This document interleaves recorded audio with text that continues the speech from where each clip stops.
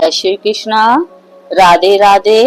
हर वर्ष शारदीय नवरात्र के समापन के बाद और दशहरा पर्व के अगले दिन आश्विन शुक्ल एकादशी को पापांकुशा एकादशी मनाई जाती है। मान्यता के अनुसार यह तिथि भगवान श्री विष्णु को सबसे प्रिय है। इस दिन व्रत रखकर विष्णु का पूजन करने से विष्णु जी प्रसन्न होकर धन धान्य तथा सुख समृद्धि का आशीर्वाद देते हैं तथा समस्त पापों से मुक्ति प्रदान करते हैं। धर्मराज युधिष्ठिर ने जब भगवान श्री कृष्ण से इस आश्विन शुक्ल एकादशी के संबंध में पूछा था तो श्री कृष्ण ने कहा, हे युधिष्ठिर, पापों का नाश करने वाली इस एकादशी का नाम पापांकुशा एकादशी है। इस दिन मनुष्य को विधि पूर्वक भगवान पद्मनाभ की पूजा करनी चाहिए। जय एकादशी मनुष्य को मन वांछित फल देकर स्वर्ग को प्राप्त कराने वाली है। मनुष्य को बहुत दिनों तक कठोर तपस्या से जो फल मिलता है वह फल भगवान गरुड़ ध्वज को नमस्कार करने से प्राप्त हो जाता है। जो मनुष्य अज्ञान वश अनेक पाप करते हैं परंतु हरि को नमस्कार करते हैं वे नरक में नहीं जाते। विष्णु के नाम के कीर्तन मात्र से संसार के सब तीर्थों के पुण्य का फल मिल जाता है।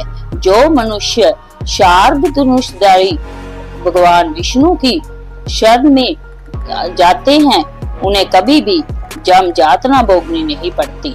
जो मनुष्य वैष्णव होकर शिव की ओर शैव होकर विष्णु की निंदा करते हैं वे अवश्य नरकवासी होते हैं।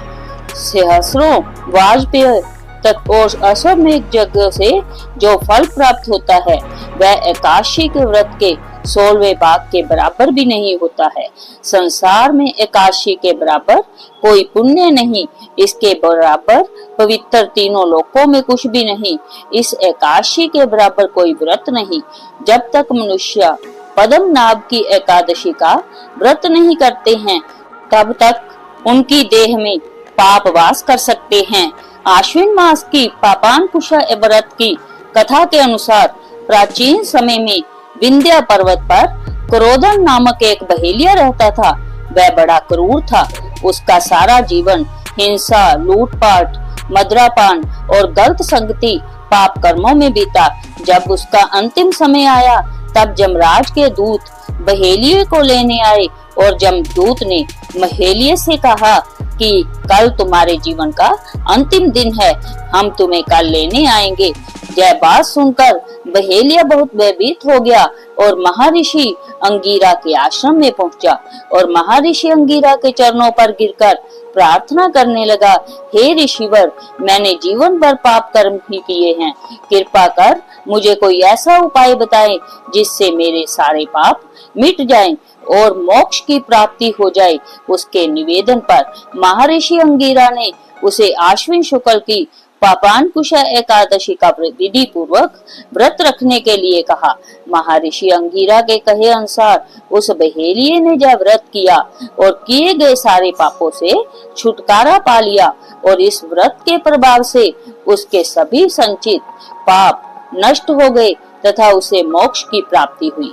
अतः हे राजेंद्र, जय एकादशी स्वर्ग, मोक्ष, आरोग्यता, सुंदर स्त्री तथा अन्न और दान देने वाली है। एकादशी के व्रत के बराबर गंगा, गया, काशी, कुरुक्षेत्र और पुष्कर भी पुण्यवान नहीं है। हरिवासर तथा एकादशी का व्रत करने और जागरण करने से सहज ही मनुष्य विष्णु पद को प्राप्त होता है। हे युधिष्ठिर, इस व्रत के करने वाले 10 पीढ़ी मातृपक्ष, 10 पीढ़ी पितृपक्ष, 10 पीढ़ी स्त्री पक्ष तथा 10 पीढ़ी मित्र पक्ष का उद्धार कर देते हैं।